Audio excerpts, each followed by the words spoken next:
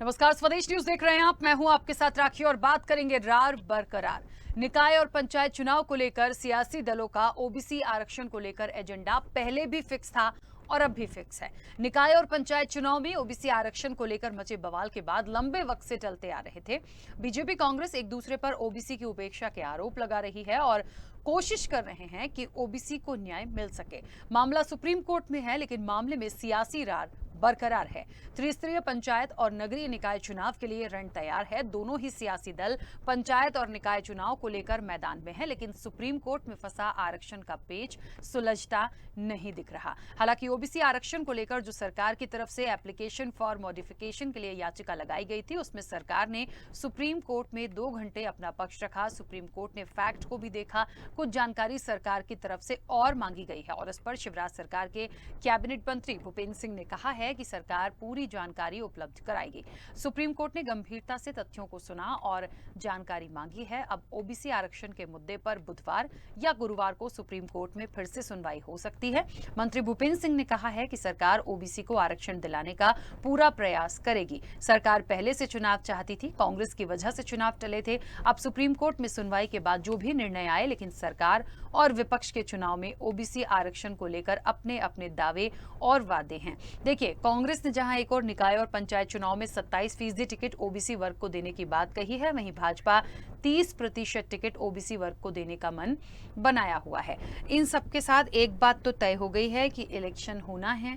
आरक्षण के साथ होगा, बिना आरक्षण के साथ होगा, ये कोर्ट निर्णय दे देगा। लेकिन राजनीतिक दलों का निर्णय हो गया है कि किसको 27% देना है, किसको 30 देना है, किसको उससे ज्यादा देना है। लेकिन इन इलेक्शंस को तो होना ही है। बाकी कोशिश दोनों तरफ से यही है कि कोर्ट का आदेश यदि आ जाता है तो फिर इधर उधर की बात नहीं होगी, सीधे सीधे आरक्षण के साथ चुनाव होगा। चर्चा को आगे बढ़ाऊंगी, कुछ प्रतिक्रिया है वो सुनते हैं।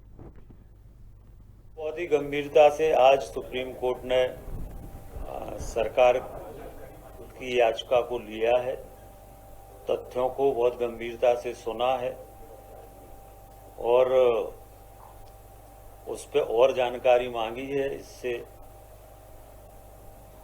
ये हम लोगों का पक्ष और मजबूत हुआ है और हम लोगों को विश्वास है कि ओबीसी को आरक्षण दिलाने में सरकार पूरा प्रयास करेगी।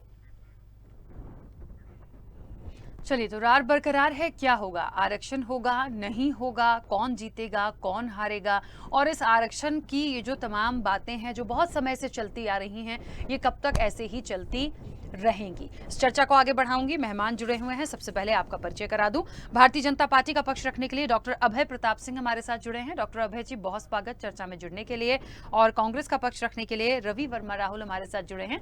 रवि जी, आपका भी बहुत स्वागत है। चर्चा की शुरुआत सबसे पहले रवि वर्मा जी आपसे करना चाहती हूँ। अभी जिस तरीके से इस पूरी चर्चा में हमने एक चीज देखी और इस पूरे आरक्षण के मुद्दे पे हम लगातार एक बात देखते आ रहे हैं कि फिलहाल जो दूसरी बार तमाम चीजें सबमिट की गई उसमें कुछ और तथ्य मांगे गए हैं और उसके बाद जिस तरीके से भूपेंद्र सिंह ने भी कहा है कि हम आरक्षण चाहते हैं कि मिल जाए, सरकार का पूरा प्रयास है।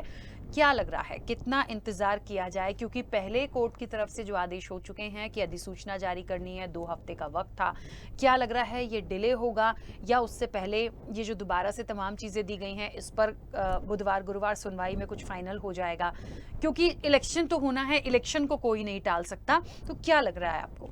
जी राखी जी, माननीय न्यायालय को जिस तरीके से भारतीय जनता पार्टी की सरकार और उनके तमाम आला नेता और मंत्री गुमराह कर रहे हैं, कदम दर कदम लगातार वे जो है अपना पक्ष रखने में असफल साबित हुए हैं, जिसकी ये बानगी आप देखें कि न्यायालय से लगातार समय मांगा जा रहा है। ये रिपोर्ट, वो रिपोर्ट, तमाम तरह की रिपोर्टों का हवाला देकर केवल जो 27% का जो आरक्षण था ओबीसी वर्ग को देने का, उनके हक अधिकार को अगर छीनने का अगर किसी ने कार्य किया है तो भारतीय जनता पार्टी ने किया है। क्योंकि 2 साल का समय था इस सरकार के पास, लेकिन सरकार कहीं भी उनका मजबूती से पक्ष नहीं रख पाई। उसके बाद भी न्यायालय में लगातार झूठी रिपोर्ट पेश करना, गुमराह करना केवल भारतीय जनता पार्टी का स्ट्रगल रह गया है।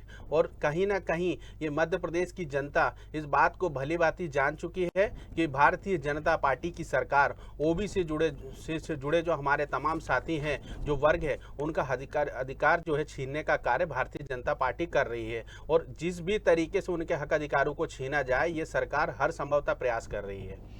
ठीक है अभय जी, एक बात है, जिस तरीके से कहा जा रहा है कि SC/ST आरक्षण के लिए 4 सप्ताह का समय दिया जाए और राज्य निर्वाचन आयोग जो है वो 2 सप्ताह के बजाय 4 सप्ताह में चुनाव की सूचना जारी करे, इस तरह के आदेश उनको दिए जाए, ये तमाम तरह की जो चीज़ें या बातें अभी आ रही हैं, ऐसा किस लिए? क्योंकि बार बार क्या ये सही नहीं लगता कि जैसे विपक्ष भी ये बात कर रहा है, कांग्रेस भी यहाँ पे ये बात बोल रही है कि आप लोग क्यों एक बार में चीज़ों को क्लियर नहीं कर पा रहे हैं? अब ये भी कहा जा रहा है कि जो समय उनने दिया था उसको 2 की जगह 4 हफ्ता कर दीजिए ताकि थोड़ा और ये आगे चला जाए। तो ऐसा करने से तो जो समय है ना वो और आगे चला जाएगा। कहाँ परेशानी कहाँ आ रही है? देखिए, कुछ नगर पंचायत है, कुछ पंचायतों का नई बनाई गई है, उनका अभी सक्रिय होना बाकी है, इसलिए उसके लिए समय मांगा गया है। और जैसे ही 10 मई को पिछड़ा वर्ग आरक्षण के खिलाफ निर्णय आया था तो माननीय मुख्यमंत्री जी ने अपनी विदेश यात्रा रद्द की और तुरंत वो गृह मंत्री नरोत्तम मिश्रा जी के साथ, पंचायत व नगरीय विकास मंत्री भूपेंद्र जी के साथ दिल्ली पहुंचे। सॉलिसिटर जनरल तुषार मेहता जी और वकीलों के बीच से उन्होंने चर्चा की। मॉडिफिकेशन ऑफ ऑर्डर के लिए कोर्ट में उन्होंने 12 तारीख को सरकार की तरफ से आवेदन किया। भारतीय जनता पार्टी और सरकार सदैव से यह प्रयत्न करती है कि हम समाज के हर वर्ग को न्याय दें, सामाजिक न्याय, सामाजिक समरसता के साथ। इसलिए हमने भारतीय जनता पार्टी सदैव प्रयास किया कि ओबीसी को भी उसके अधिकार मिलने चाहिए। मध्य प्रदेश में पाप कांग्रेस ने किया है। पंचायत चुनाव की प्रक्रिया प्रारंभ हो गई थी लेकिन कांग्रेस के कार्यकर्ता टूट गए और उसके कारण बात की स्थिति यह आई कि ओबीसी के आरक्षण के बाद चुनाव करा लिए जाए। ये भारतीय जनता पार्टी अब प्रयास कर रही है। पूरी टीम के साथ माननीय मुख्यमंत्री जी और सॉलिसिटर जनरल के साथ यहाँ बैठे थे, आप सभी ने देखा, और आज कोर्ट ने पूरी सुनवाई को सुना है और सरकार की बात को गंभीरता से लिया है। इसलिए भारतीय जनता पार्टी की सरकार पूरी तरह से कृत संकल्पित है कि ओबीसी आरक्षण के साथ ही चुनाव हो। ठीक है, अच्छा कुछ कहना चाह रहे हैं रवि वर्मा जी? पहले अपनी बात जी डॉक्टर साहब लगातार गुमराह कर रहे हैं, वे सत्यता से कोसों दूर हैं। जिस त्रिस्तरीय पंचायत प्रणाली देश में एक मध्य प्रदेश मॉडल के रूप में थी, माननीय कमलनाथ जी के नेतृत्व में जिन 27% आरक्षण को लेकर आए थे, अगर पेट में कहीं सुई चुभी है तो भारतीय जनता पार्टी के नेताओं के पेट में सुई चुभी है और उस पंचायत प्रणाली को लगातार अगर ध्वस्त करने का कार्य किया है, माननीय न्यायालय को धोखाधड़ी के साथ अगर अब रिपोर्टें प्रस्तुत करने का कार्य किया है तो भारतीय जनता पार्टी ने किया है। और वो लगत जो है लगातार भारतीय जनता पार्टी की सरकार कर रही है। डॉक्टर साहब, सत्य को स्वीकार करें, आप जो है असत्य फैलाने का कार्य ना करें। देखिए, मुझे एक बात समझ में आती है कि ऐसा तो नहीं था, पहली बार में कोई चीज़ यदि ठीक तरह से पहुंच गई होती तो शायद ये दिन नहीं देखना पड़ता। बार बार कांग्रेस की बात भी आ रही है। डॉक्टर अभय जी, एक बात और है, कांग्रेस को लेकर कांग्रेस बहुत बार ये चीजें स्पष्ट करती आ रही है कि जो लोग गए थे याचिका लगाकर, वो उस समय पे इलेक्शन की जो पंचायत चुनाव की बात हो रही थी वो उससे कहीं ना कहीं कनेक्टेड थे। वो सिर्फ कांग्रेस का एक पक्ष लेकर नहीं गए थे और आज के समय में उनका कांग्रेस पार्टी से कोई लेना देना नहीं है। तो बार बार उसी चीज को क्यों दोहराया जा रहा है? राकेश जी, ये कह दें कि कांग्रेस पार्टी का उन कार्यकर्ताओं से कुछ लेना देना नहीं है। सैयद जाफर इनके मीडिया विभाग के पदाधिकारी हैं, ये इनकी तरफ से कहना और विवेक तनखा जी राज्यसभा सदस्य हैं, उनकी तरफ से इन कार्यकर्ताओं को कोर्ट में भेजना, ये सब इनकी तरफ के षड्यंत्र थे। चुनाव शुरू हो गए थे 4 दिसंबर को, चुनाव राज्य निर्वाचन आयोग ने तिथियां घोषित कर दी थी, फॉर्म भर गए थे, प्रथम चरण का चुनाव का मतदान पास था, इसके बाद चुनाव रुके हैं मध्य प्रदेश में। कांग्रेस के मेरे साथी इतना भी झूठ बोलेंगे इसकी मुझे आशा नहीं थी। कौन गया कोर्ट में उनके खिलाफ? 27% आरक्षण अगर कर दिया था कमलनाथ जी ने तो 15 महीने में चुनाव क्यों नहीं कराए? क्यों लटकाए रहे चुनाव? इसलिए ये जो तथ्य रख रहे हैं बिल्कुल भ्रमित तथ्य रख रहे हैं। भारतीय जनता पार्टी की सरकार लड़ाई लड़ रही है ओबीसी के आरक्षण की। तो ओबीसी के आरक्षण आज भी हमारे एडवोकेट ने कहा, वहाँ जो प्रस्तुत हुए हैं वहाँ उन्होंने सब कहा है कि एक जो संविधान का अनुच्छेद 102 का अमेंडमेंट के बाद ट्रिपल टेस्ट की जरूरत ही नहीं है। राष्ट्रीय पिछड़ा वर्ग आयोग को जो दिए गए हैं संवैधानिक दर्जे का आयोग का दर्जा दिया गया, उसको शक्तियां दी गई है, इस पर कोर्ट ने संज्ञान लिया है। ऐसे में यह प्रकरण एक नई दिशा में आगे बढ़ा है और पूरी आशा की जा रही है कि ओबीसी को भारतीय जनता पार्टी न्याय दिलाने में कामयाब होगी। अच्छा, एक बात और डॉक्टर अभय, ये मुझे ये बताइए कि अभी जिस तरीके से बीजेपी कहती है कि हम 30% टिकट दे देंगे ओबीसी को, कांग्रेस कह रही है हम 27% दे देंगे, या आने वाले समय में और आंकड़े आप लोग बढ़ा लीजिएगा, ये राजनीतिक दलों का व्यक्तिगत मैटर है। लेकिन मुझे ये बताइए, अभी ये जो चीजें टाली जा रही हैं या ये जो चीजें की जा रही हैं कि 2 की जगह 4 हफ्ते का समय हो जाए, तो आरक्षण मिल जाएगा, आरक्षण पर डिसीजन आ जाएगा, इसलिए समय बढ़ाना है, या फिर ये आरक्षण देने के लिए 30% देना है या 40 देना है या 27 देना है या 50 देना है, इसकी जमावट करना है, क्योंकि इलेक्शन तो एक तय समय पे ही होंगे। देखिए, 4 हफ्ते केवल चुनावी प्रक्रिया को करने के लिए मांगे जा रहे हैं।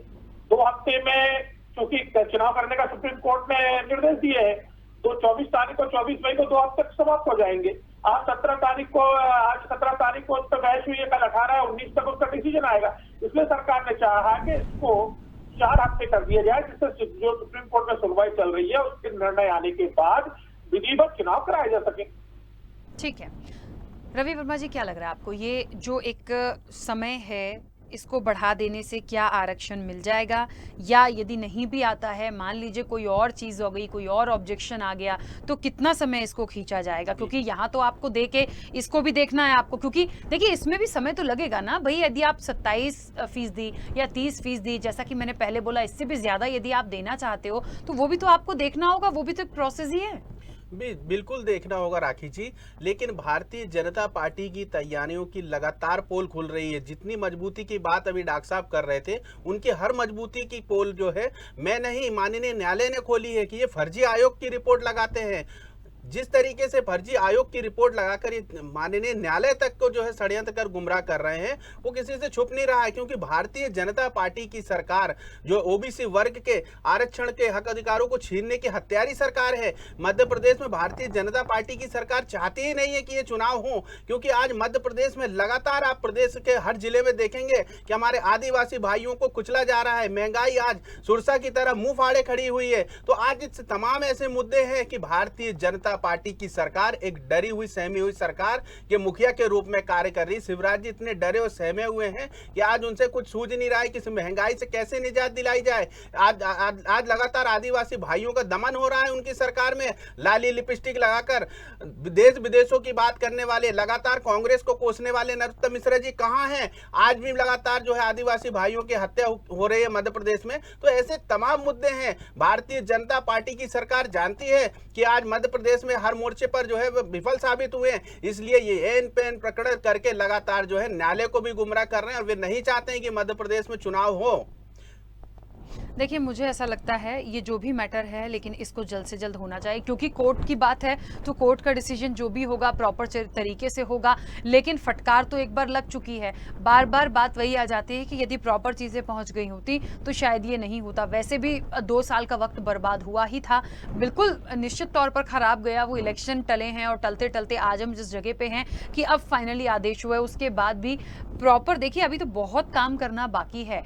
जनता से जुड़े मुद्दे, उनसे कनेक्ट होना, उनके बीच जाना, उन तमाम चीज़ों की तैयारी, और फिर आप जनता किसको चुनेगी ये जनता का निर्णय है। लेकिन आपकी तरफ से आप क्या दे रहे हैं उनको, आपके पास क्या प्लान है, आपकी स्ट्रेटेजी क्या है, ये भी तो मैटर करती है। तो इसी चीज़ से यदि नहीं निकल पाएंगे कि आज थोड़ा सा गया, कल थोड़ा सा गया, फिर समय बढ़ा देंगे, मुझे लगता है इसी में उलझे रहेंगे तो बड़ी दिक्कत हो जाएगी।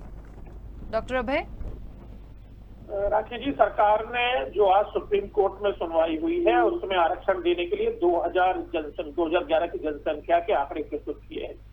इसके अनुसार ओबीसी की कुल जनसंख्या में 51%, 51% आबादी बताई गई है। सरकार का मानना है कि इस आधार पर ओबीसी को आरक्षण मिलता है तो उसके साथ न्याय हो सकेगा।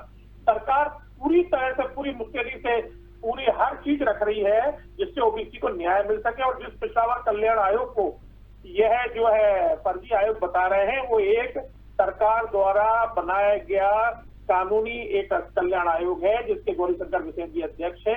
और उसकी वैधानिकता नहीं है अभय जी, उसकी वैधानिकता नहीं है। माननीय न्यायालय से बड़े नहीं है आप, माननीय न्यायालय से बड़े नहीं है अभय जी।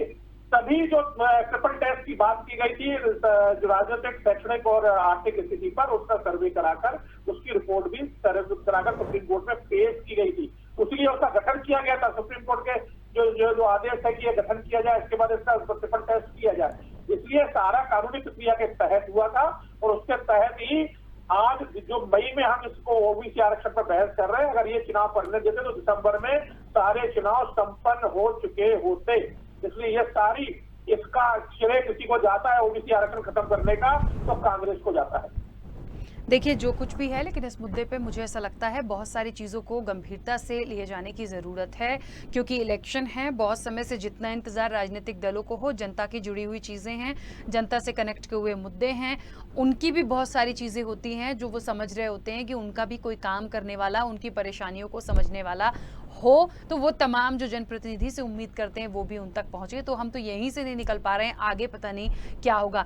रवि वर्मा राहुल जी, मुझे ये बताइए आगे कांग्रेस की क्या एक तैयारी है, और मूल रूप से अब क्या स्ट्रैटेजी और रणनीति है? इलेक्शन क्योंकि होगा, तय समय पे होगा, अब ये 4 हफ्ते होगा कि नहीं होगा, 2 हफ्ते में तमाम चीजें होंगी या नहीं होंगी, कोर्ट का आदेश क्या होगा, आरक्षण होगा नहीं होगा, जो भी होगा, लेकिन इलेक्शन होगा ये तो तय हो गया है। तो उस हिसाब से कांग्रेस की क्या तैयारी? कांग्रेस की तैयारी है, माननीय राखी जी, माननीय कमलनाथ जी जो निर्णय लिया है कि न्यायालय का जो भी निर्णय आएगा हम उसके साथ हैं और निर्णय के पक्ष में हैं, और 27% का जो आरक्षण है हम ओबीसी भाइयों को देंगे। किसी भी हर हाल में हम उनको किसी भी तरीके से टिकटें देंगे, और उनकी जो सहभागिता इस चुनाव में हम अपने स्तर से, हम पार्टी की ओर से तय करेंगे और पूरी मजबूती के साथ इस चुनाव में जाएंगे और भारतीय जनता पार्टी के उस काले कारनामे को मध्य प्रदेश की जनता के बीच लेकर जाएंगे।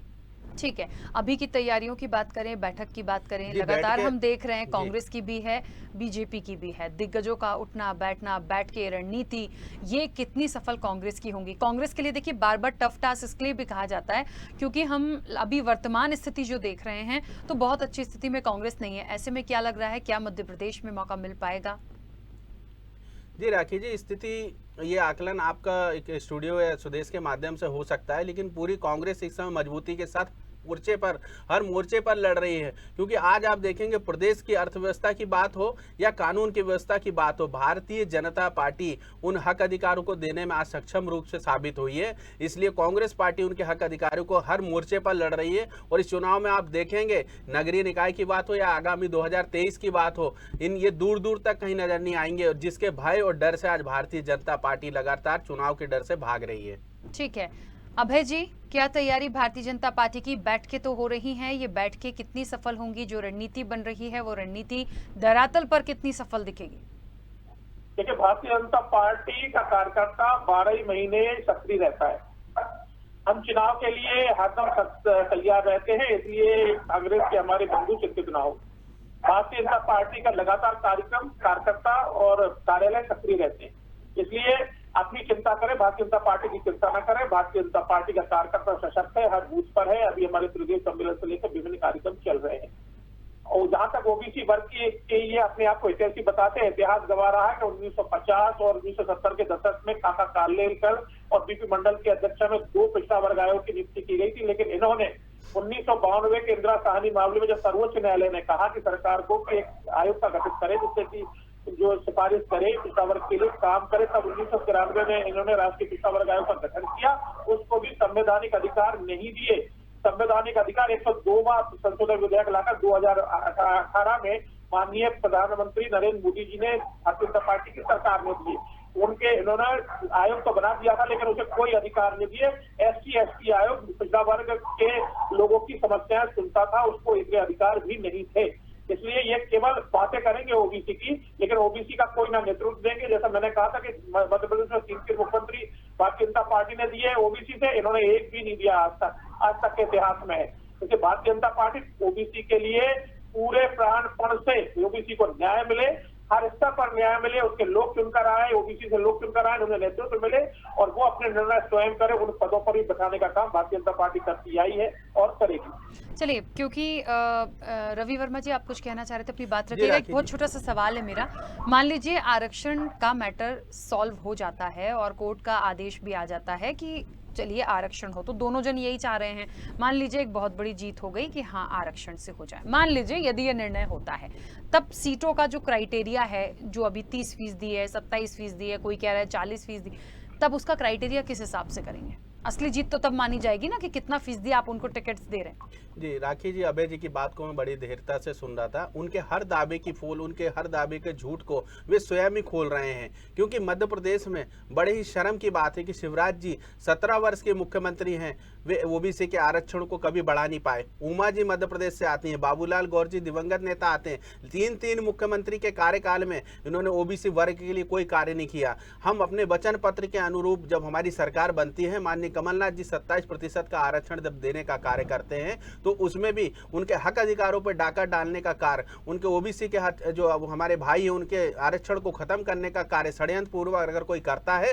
तो भारतीय जनता पार्टी की करता है। आगे की बात को मैं और शामिल करना चाहूंगा, जैसा कि आपने पूछा कि क्या रणनीति रहेगी। माननीय न्यायालय का जो भी निर्णय रहेगा उस निर्णय के हिसाब से हमारी पार्टी और हमारे जो वरिष्ठ नेता हैं वे निर्णय लेंगे और वह निर्णय आप सबके समक्ष होगा। ठीक है, क्योंकि समय की सीमा है। आप दोनों का बहुत शुक्रिया इस चर्चा में जुड़ने के लिए। देखिए, आरक्षण की लड़ाई है बड़ी और रार भी बरकरार है। क्या होगा आगे, ये जो भी सुनवाई होगी सब चीजें स्पष्ट हो जाएंगी और उसके बाद कुछ नहीं है, सिर्फ डेट्स आनी है और उसके बाद धरातल पे ये तमाम लोग आपको दिखेंगे। लेकिन फिर भी जितनी आरक्षण की लड़ाई हमने देखी है, जितने ओबीसी वर्ग के हितों की बात यहाँ राजनीतिक दल कर रहे हैं, क्या उतना उनको मिल पाएगा, ये देखना वाकई दिलचस्प होगा। फिलहाल चर्चा में इतना ही, दीजिए इजाजत, नमस्कार।